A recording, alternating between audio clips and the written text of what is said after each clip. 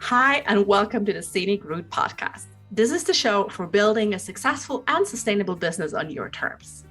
My name is Jen, and I'm a rebranding sociologist with a soft spot for rhubarb pie. Each week, I'll strive to expand your branding, business expertise, and mindset capacity. I'm so excited you're here, and now let's get into today's episode.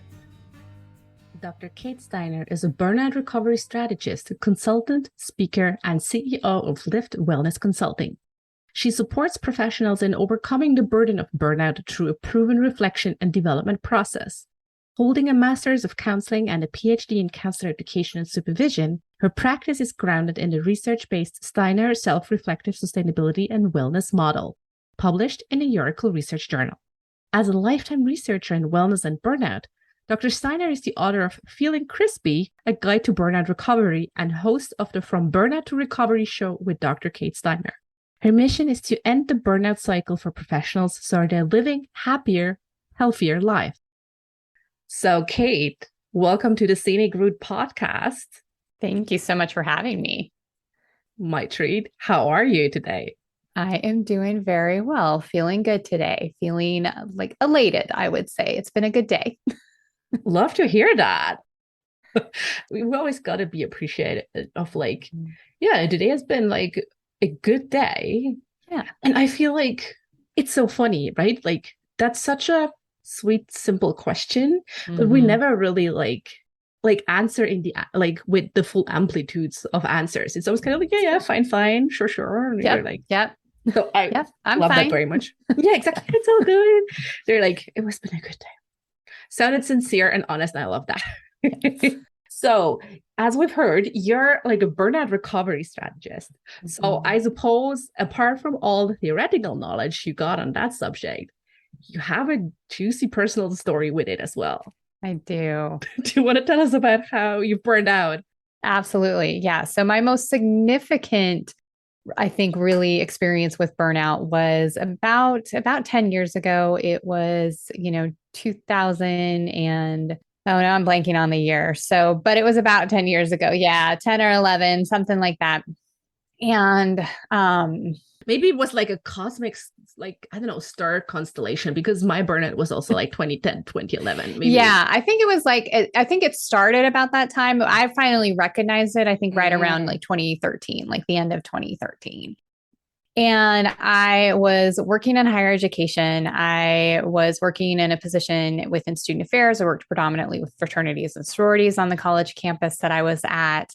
So I had lots of nights, lots of weekends. I was finishing up the coursework for my PhD program, and I was in a really unhealthy relationship at the time. And all of these things happening, were just, created this space where I knew I wasn't happy, but it was really a moment that it was, now I'm recalling. So it was November of 2013, and I had just finished up the oral presentation and defense for my written comps, and I had passed. And so I was feeling that same kind of elation and excitement about relief about that. And I called my partner at the time and asked him to come pick me up. He had the car and was, walked outside. This was in Wyoming, so it was really cold outside. And I thought, we only live, we live maybe like 5 minutes at most from the campus. So I was like, he'll be here in like any second. And he wasn't there within 5 minutes. And after, about 7 minutes. And then after that point, each moment that passed that he wasn't there yet, and I was standing in the cold. And of course I didn't go inside because I was just being stubborn in that aspect. But I just stood there getting madder and madder and madder and matter. And he finally, pulled up, and I opened the door, and he didn't even really acknowledge me, didn't say hi or, congratulations, or he knew, that day was kind of the oral, was a big day. He was on the phone with someone else. And so I got in the car, I buckled my seatbelt, and we pulled out of the parking lot. And I just remember like hitting the dashboard in front of me.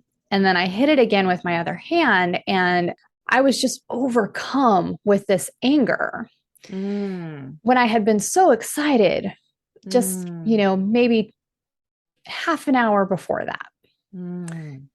And I really realized in that moment, I was like, oh my gosh, I have become the worst version of myself. Yeah. It's almost like there's a point and it takes a long time, but there's, like, Oh, I know it yeah. from my burnout journey. There is one singular moment where you're Mhm. like, shit, who Yes, is this person? It's absolutely. not me, or I hope it's not, because it's not who I want to be. Right. Yeah. Yeah. It was definitely a version of myself that I was like, I don't want to be this version. Mm, And no wonder other people didn't really want to be around me either, because I was just kind of this, angry, sad, hurt person in this aspect. And I would say that that had about a year buildup to it. So I spent, wow. in that Yeah. year and looking back at that, I spent a lot of time saying things like, if I can just get to the end of the day, I'll have some time I can rest. If I can just get to the Mm, weekend, then I'll have mm, some downtime. I'll be able to take some time to rest. If I can just get to the end of this semester, if I can just get to the vacation, if I can just get to this holiday. And I yes. spent over a year saying, if I can just get, instead of really taking ownership and addressing, the recovery that I needed and the Yeah. stress management that I needed and that work life Yes. integration that I needed. Yes. And so Yes. after hitting the dashboard, that next day I made an appointment with a counselor, because I knew at that aspect, I was like, I'm I'm no longer in a place where I can do this on my own. Mm-hmm. Like, I'm too Yes. far past that. Yes. I need some support. I need some help. Yes. Yeah. And that's like such a good moment. Like, I realized, like, I know the moment for me was I was working. That was back when it was my first job after graduating from my master's. And it was in an agency, and agency life is crazy anyway, but this was particularly crazy for all the wrong reasons. And I was working 70-hour weeks. It was mad. And Mm. I was just working, too many projects. Everything was mad. And I feel like, I think like 6 months in, I it was just, I never had time to actually slow down and like think. It only worked for like 6 months because, I don't know, I'm kind of like an efficiency freak, and I've optimized everything that there was to optimize. And Yeah. it was like a well-oiled machine. And everything came crashing down when I went to the shop, and I was wanted to get my favorite yogurt, and they were out of stock. Mm. And that little thing caused me to spiral because I Mhm. couldn't get my yogurt. I was planning on getting that yogurt. Like, my entire the rest of the day was structured for me, like, to me after getting that yogurt. Yeah. I was in the shop, like, bawling my eyes out. My partner, bless his heart, he was like, "This is not about the yogurt, is it?" And I'm like, "No, it It's is not about, not. it's never about the yogurt. It's never about yogurt." But that was like the moment where, like, yeah, I'm no longer feeling crispy. This is Yes. actually, shit got serious. I need help. And I cannot get out of this by myself. I Mhm. no idea how. Yeah. And then you got counseling. Mhm. And how was the recovery, like, period for you? Yeah. So my recovery was, I would say it went fairly quickly once I got the professional help and Mm-hmm. recognized some of the areas. And I really took some ownership of changing habits and really Mm. making changes in my day to day and how that worked. I Yeah. also did things like left that relationship, and that helped in some aspects. So sometimes it is thinking about, okay, what aspects of my life are no Yes. longer serving me? Sometimes it is actually big Yeah. things, and Yeah. sometimes it was, for me, it was leaving that job because that Mhm. job was Yeah. toxic. Yeah. I started looking into other jobs. And so I knew it was time. I was like, I think it's time for me to transition, from this position to another position or another campus. And so Mm-hmm. eventually I did end up moving to a new place, to a new job. But some of the key things that I remember working on with my counselor and that I, continue to work on even now, is that even Mm. with those transitions that took place, I still had recovery work to do. Like, there were still habits that I needed to do day to day to support myself Mm. and not getting back into that burnout place. Right. Mm.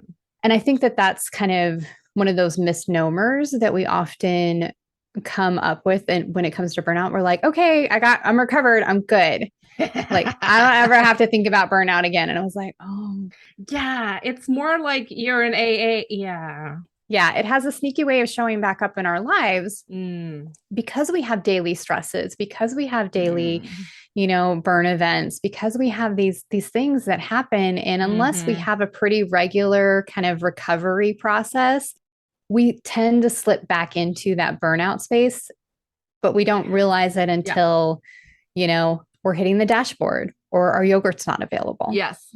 Yeah. Yeah. That's the interesting thing. Like I mean, with my job, I got burned so badly because I took that job because it was good on paper. And although my intuition, my inner wisdom told me, oh, don't ever set a foot in there. And I went anyway.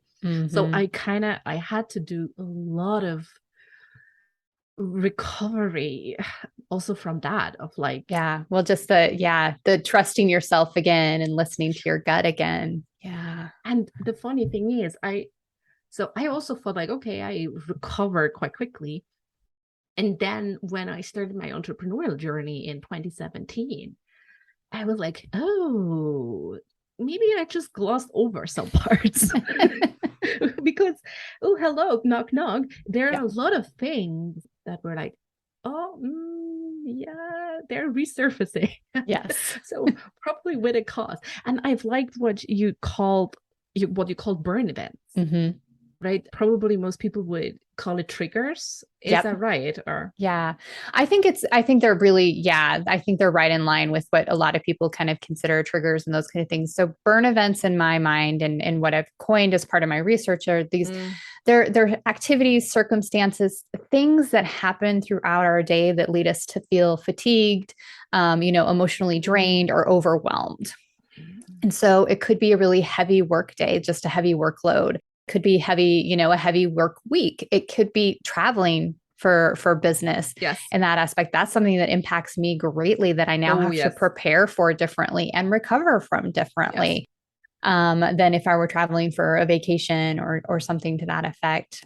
It could be something as small as you get an email from a colleague and you interpret it as kind of snarky, and that sets, your stress. Yeah, whatever off in those your pieces. insecurities are, or wherever you are in your, like, if let's say your burn space is like a 3-dimensional map with like 4 axes, wherever you are, in which field, which corner, it shows up differently, I suppose. Yes. Yeah. Yeah. So really what the important piece and why I really want folks to understand and recognize their burn events when they're happening is, one, we can actually expect them. So some of these we can look at our calendar and we know they're coming up. So we can actually plan for them and prepare for them in a different way. And we can have planned recovery already scheduled out for those times. So when you do your weekly planning, you're looking specifically for like Wednesday afternoon potential burn event, or how does it happen? Yes. Yeah. Oh. So you kind of look at Wednesday afternoon. So let's take like entrepreneurs. So someone who is doing something, let's say that you have a product launch happening. Yeah. And that, the lead up time and the week that the product is launching is going to be like, it's all hands on deck and it's really busy for that time. So in your calendar, you're thinking, okay, what are some things that I can do for myself during that week to make sure that I show up my best self that day, whatever that best self is. Do I need to think about how I move my body before each day? Do I need to think about my sleep? Water intake is a big one for me. So making sure that I have enough water and that I'm well hydrated makes a huge difference. Yeah. Diet supposedly to or social aspects. Do I need to have a conversation with a loved one or a support person before I get into the day? Emotional aspect. Do I need to schedule a counseling appointment or a coaching appointment during that week? So I have someone to check in with. And then scheduling some more significant recovery time, like following that actual burn event. So following that launch week and that aspect. So maybe you're going to give yourself a half day to a full day to go out and do something you enjoy. Maybe it's, getting a hike in nature or, going out to a lake or a beach or whatever those things are that you enjoy, or just spending time, reading outside for the day to kind of recalibrate yourself after that burn event. So that's a really key piece, because when we don't recover from these burn events as they're happening, what we get into is that push through cycle, right? So we have a burn event and we're like, push through, burn event, push through, burn event, push through. Of course, because that's also general advice. Like, just push through, just push through. Yeah, just push through, just keep pushing through. And we end up pushing through until our body's like, yeah, or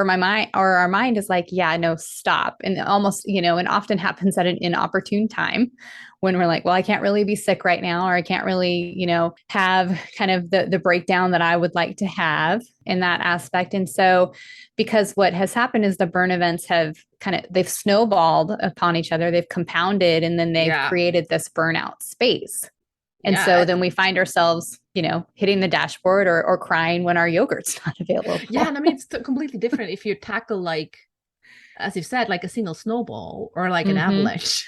Like, right. Yeah. The response is very different.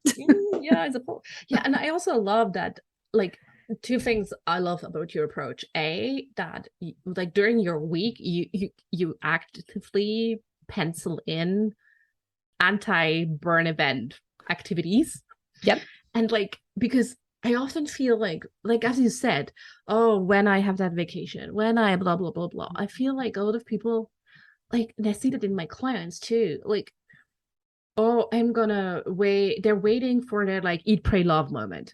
Like, when I have a half a year off to, like, think about myself and blah blah blah. And it's like, that's for most of us, I'm sorry, love, but that's not gonna happen. Not right? Gonna be the case. Yeah, exactly. You have your eat, pray, love moments in between driving your kids to school, cooking lunch, scheduling clients, whatever.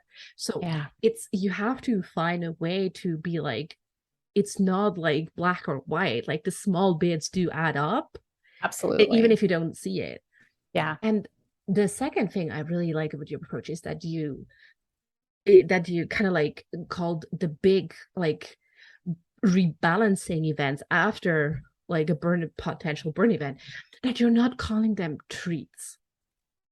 No, it is intentional time that you need to recalibrate. Like, it is a part of being productive, and you will not succeed in your productivity if you don't have this rest and recovery. Yes.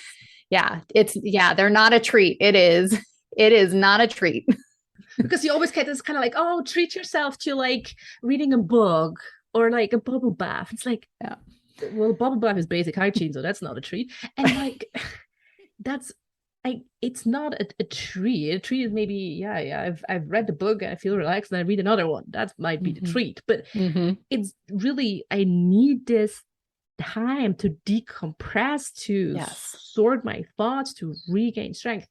And I feel like most of my clients are women, and I do see a gender issue there. Yes. What's your experience? Yeah, no, I have definitely experienced the same in regard to, I think humans who identify as women, and the experience that they have in, I think, in that pleasing nature. And a lot of this has been taught, right? So we've been taught to put others before ourselves. Absolutely. And we've been taught to, stay quiet and don't express your needs and those kinds of things, and to be giving and a lot of that, and especially be giving to others. Yes, be not giving yourself. To others. Yeah, not self. That's selfish. Yes, yeah, and it's and so we've created this context where those of us who identify as women are really in this space that, it's like you're not worthy unless you're giving to other humans, and we have forgotten that we're already got you to the are big worth one. like you are worth giving to, because you're human, like, and you are point blank, you're the most important creature in your life, because your life doesn't happen without you. Yes. It's the same what I say. Like, most of my clients are service providers, and I always like, what the reframe that helps them is when I say, look, you're a service provider. For providing that service, the most important thing, the biggest asset, is you, the service provider. Yeah. So you got to take care of the most important asset first. Yeah.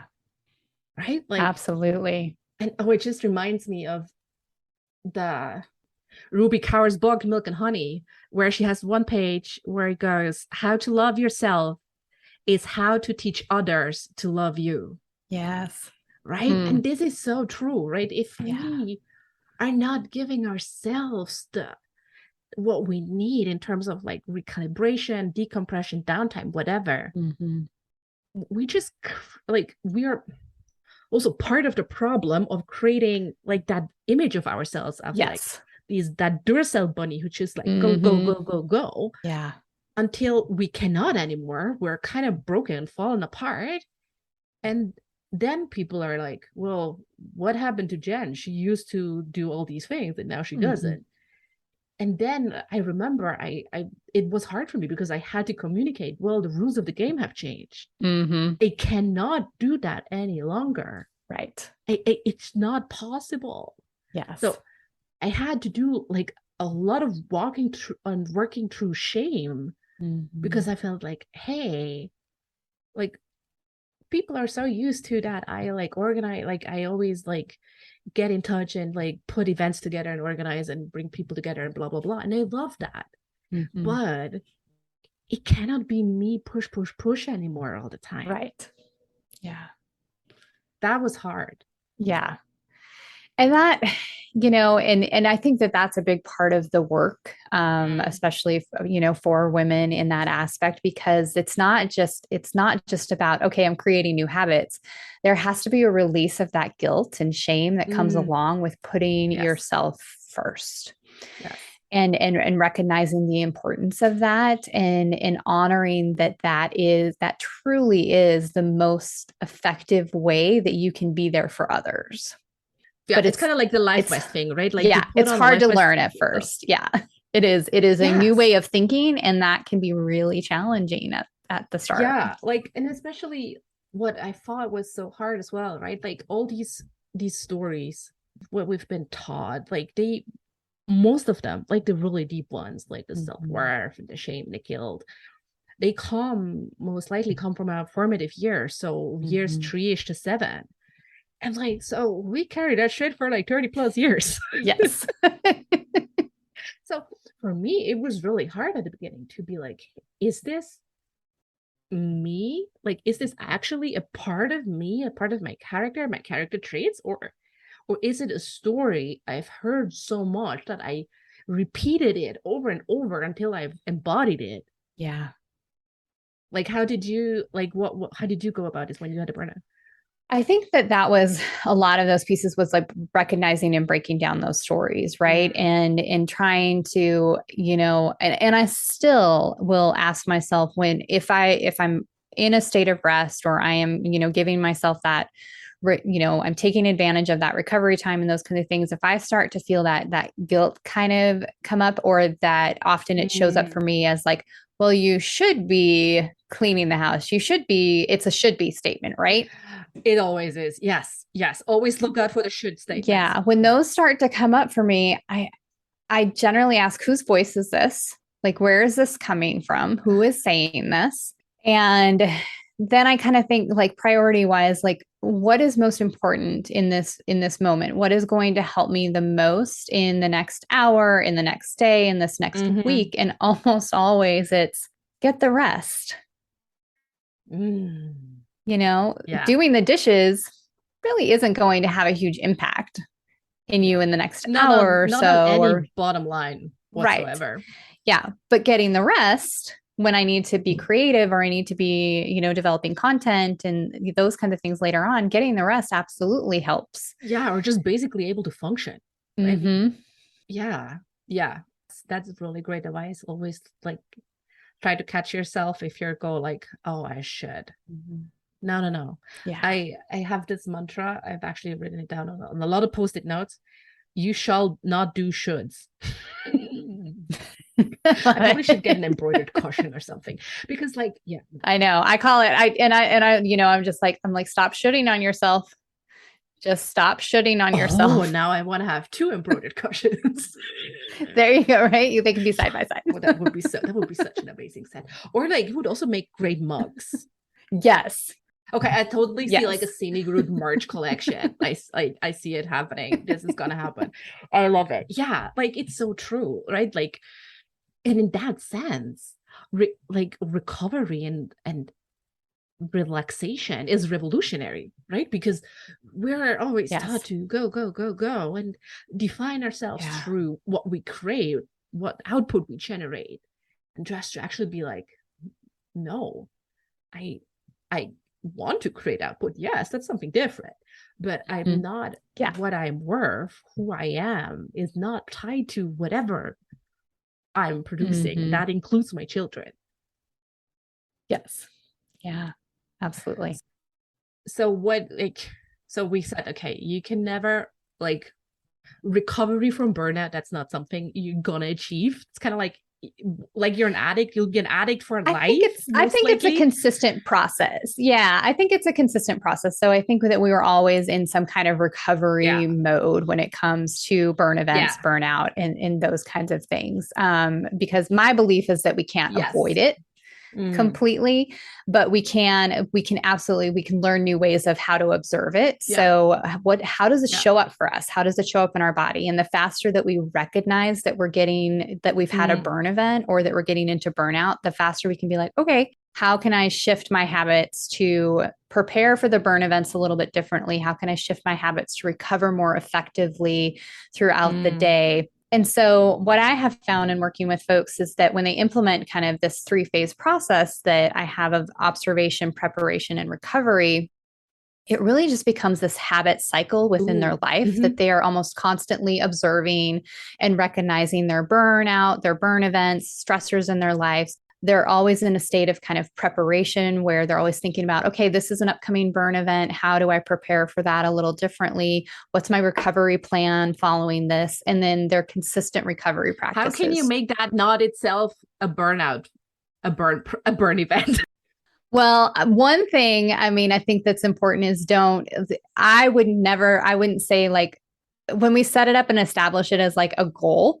So like I will implement recovery as a goal. I think that sets us up for failure a little bit in this aspect because we're trying to get to that ultimate place, like this perfection place. No, that's not how it works. If we think about it in more terms of like, what are some of the small micro steps that I can take that will help me feel more recovered at the end of the day or the end of the week or the end of the month or the end of these really busy times that I can implement. And so that's things like, what's something that you can do for like 2 minutes to take a break throughout the day. Yeah. You finish working, maybe you finish answering emails and you take 2 to 5 minutes to do, some breathing exercises, or you just simply get up and walk away from your desk and your computer and, Yes.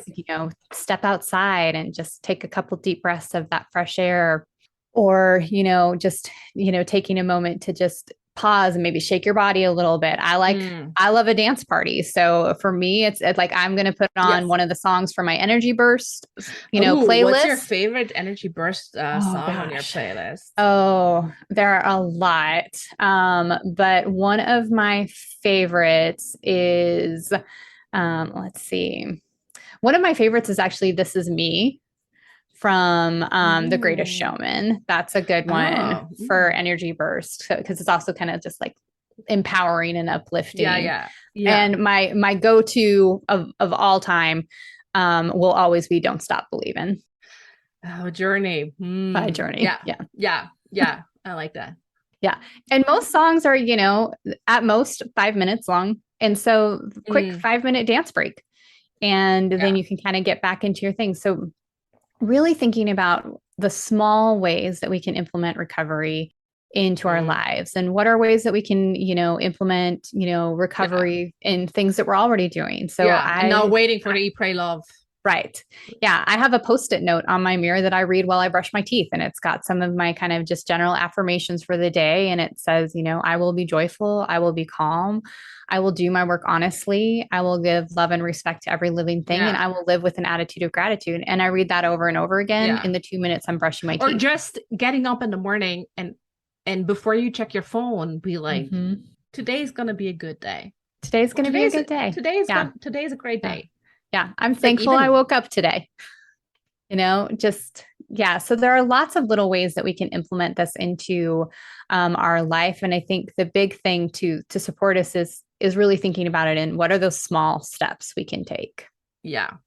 Yeah, that's the thing. Like, I mean, and that's what also like the scenic route is all about, right? Like we're taking small steps continuously, right? Yes. We know that we get there, but that knowing, or like, I mean, let's say logically, our brain knows that you have 100 yards. If you do 1 yard every day, you get there, right? Like, but embodying this is like a different ballpark.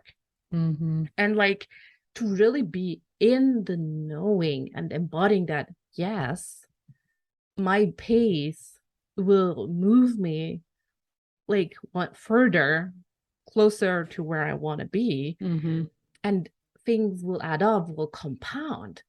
But I feel this is like when I talk to my clients, especially the ones who are earlier on in their entrepreneurial journey, they're like, oh, this is so easy for you to say, like you've done it. Yeah. I'm like, yeah, but it doesn't get any easier. B, like I started at one point, and I didn't start with like the big things. Like I started with like, I don't know, cursing at my mentor, my mentor and my coach and my therapist for like, this is not gonna do shit if I do breathwork for 30 seconds. Right? Like, because I couldn't believe that I could shift big things with like a minute of breathwork a day. Like completely downplaying the minor things to wait for the big magical time opening where I can do all the things. What's kind of like, if I would be your client, what would you hit me over the head with? Yeah. I always push back and be like, well, you don't know until you try it in that regard. So I understand that you think that it might not work, but let's give it a try and see how that goes. I will make people do it with me on a session in that aspect. Yes. But the bigger thing, and I think the thing that we need to keep in mind is that when we are thinking about habit creation and habit forming, what we are doing is retraining the neural pathways within our brain. And the reason why it feels hard at first is because our brains like patterns. They like consistent patterns because it's much easier. It uses less energy and effort and those kinds of things. So you already have patterns established. You have neural pathways established in your mind. And these are the neural pathways that are keeping you probably in this stress state, in this burnout state. And so it's going to feel a little uncomfortable when you start to redirect those pathways into a more relaxed state, into, a more kind of recovered state in that aspect. But as you continue and you keep up with that consistency, before you know it, you're not thinking about it anymore. You are taking your 5-minute break and you're just doing the breath work on your own. Yeah. It's the same like taking your vitamins, brushing your teeth at one point. Yeah. Be like, And so it's I've always done this. Yeah. It is going to feel harder at first just because we're rewiring our brain. Yeah. It's actually learning to be comfortable in a discomfort. Yeah. Yeah. Ooh. Yeah. Yeah. And I definitely, I wish I had the magic wand. I wish I could just, wave it and everyone is like experiencing, this, happier, healthier self within themselves. But we all have a journey to get there in that aspect. Yes. And I think it's important to remind folks that being in a recovered state from burnout doesn't mean that you don't have times of stress. It doesn't mean that you don't have times where you're overwhelmed or you feel drained or fatigued. Those things still happen. The burn events are still happening. You just respond to it in a very different way. Yeah. Yeah, I mean, otherwise it would mean you probably lock yourself in a room and wait until that causes a burn event, right? Right. Like, yeah. Because we're not meant to be alone. Exactly. Like, I mean, life is going to happen and it's it's gonna throw curveballs, right? It's just, but I feel it's really what you've said, like to actually be able to kind of like identify it, actually really before it could potentially happen, and then like spot it when it's happening, to be like, I'm not like, this like, is not discomfort. Like I'm feeling a little crispy here. What's happening? What's happening? Yeah. Exactly. And then to kind of realize, okay, like, is it, as you said, just feeling crispy, or am I like full steam ahead to feeling really burned out? Yes. Are there like a different, like from like your research, are there like stages that we go through from like feeling crispy to burnout? Not necessarily stages, but I would say some of the things to kind of keep an eye on to kind of distinguish, am I experiencing a burn event, or am I really truly in like this place of full on burnout, is really thinking about kind of three key things. So if you have lost the joy or passion or connection to the work that you had and that you once had that. So it's something, and it doesn't necessarily have to be work. You can get burned out on volunteering. You can get burnt. I've worked with parents who are like, I'm burned out on parenting. And show me a mother who's not burned out by motherhood. But like, yes, absolutely. Right.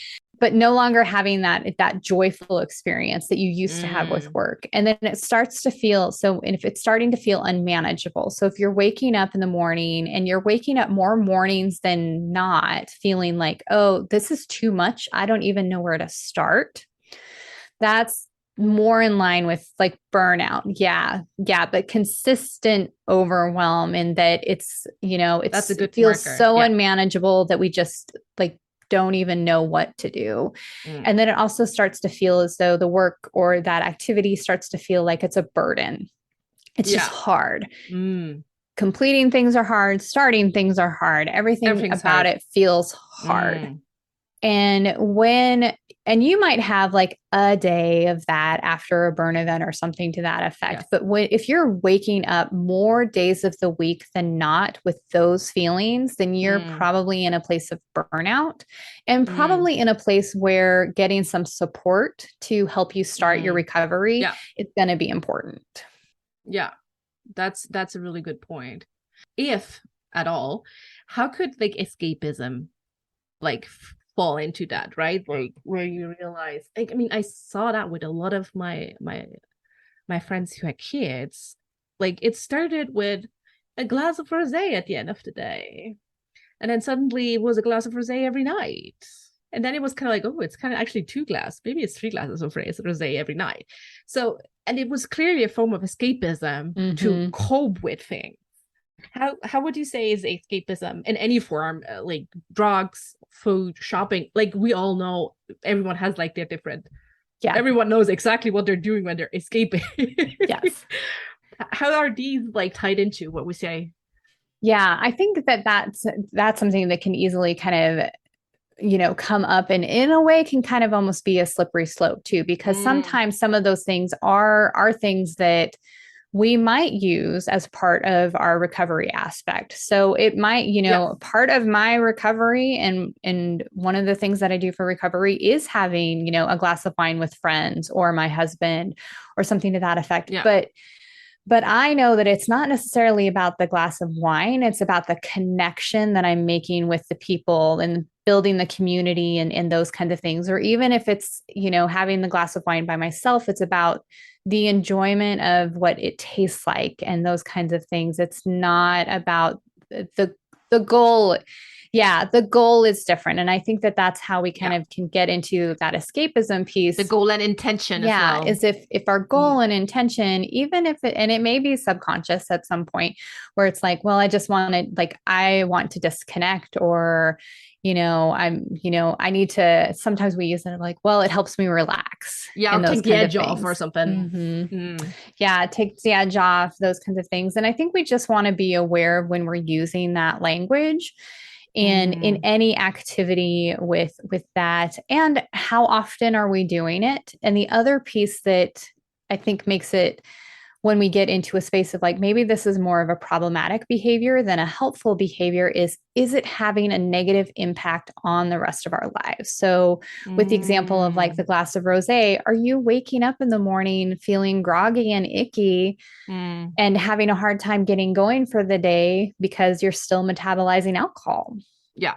Your body is still working through, the alcohol you had the night before, or is it having an impact on your life in other ways? If it's shopping, is that having an impact on your credit, or the amount of money you have available to do other things? And so thinking about it in terms of that piece, the ripple effect, sort of. Yeah, the ripple effect. Is it truly bringing you like recovery and relaxation and stress relief, or is it actually creating more stress because it's having a negative impact on your life? Yeah.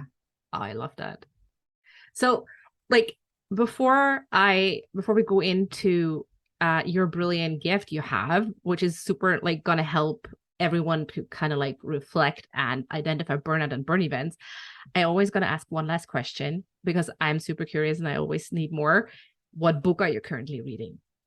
I am currently reading a couple of different books, but I am digging back into The 5 Dysfunctions of a Team. Ooh. Which is just a great, it's kind of written in a fable, mindset, but it really talks about the foundations and what we need to build a great team. And of course, the foundational piece is trust, and how do we get there? Yeah, trust and how to get there. Yeah, the scarcest, that could be like an entirely different episode, like the scarcest resource we've got left, trust. Yeah, absolutely. That's kind of my job. So that would, like I'm always interested in like, oh, okay, I need more books because I don't know. Not that I don't have like a Kindle reading list that's a mile long, but anyway. Same. I don't know. I feel like I have two personalities, the one who buys books and the one who reads them. Yeah. I don't know. But anyway, but yeah, I'm glad I'm not the only one. You are not alone in that. No. So Kate, tell us, how can people find you online, and tell us more about your brilliant burnout recovery reflection journal? Yeah, absolutely. So you can find me online. I am on all the social media platforms at Dr. Kate Steiner. And so I'm probably most active on Instagram if you want to find me there. My website is liftwellnessconsulting.com. And the freebie that I have for you all is a burnout recovery reflection journal, which is going to help you identify those burn events that we talked about. It's going to help you identify what burnout looks like for you. So how it shows up physically, emotionally, and what is the difference between your burned out state and your happiest, healthiest state in those aspects. And it's going to kind of take you through some key ideas when it comes to recovery practices. So some of the things that are on there are things like, how are you implementing play into your life? What is your comfort list? So what are the things that comfort you? Are you taking time for gratitude? So really walking through some of those processes. I love that, because sometimes we're so deep into it and we have no idea what to do. So I love that. It's also like but I love that it's actually getting your thoughts out on paper, because that's the different ballgame. Yeah. And then people really like, hey, look, these are ideas that helped other people. And I hope you feel inspired and curious to give it a try too, and see how you feel. Absolutely. I love that. Kate, it was an absolute blast to have you here on the show. It was amazing to talk to you, and thank you so much for joining me on my part of the scenic route. Yeah, thank you for having me. Thank you so much for listening to the Scenic Route podcast. I hope you've enjoyed today's episode and that you can take something from it that feels right to you. I'd be so grateful if you could share the Scenic Route podcast with others and leave a rating and review so we can introduce more people to the joy of taking the scenic route in business. As always, you can head over to scenicroutepodcast.com to check out all links and resources from today's episode. Oh, and while you're there, don't forget to download my free email course, Intuitive Branding Invitation, to teach you how you can successfully tune into your own brand frequency and rediscover your brand's unique gifts, strengths, and talents. So thanks again. Talk soon.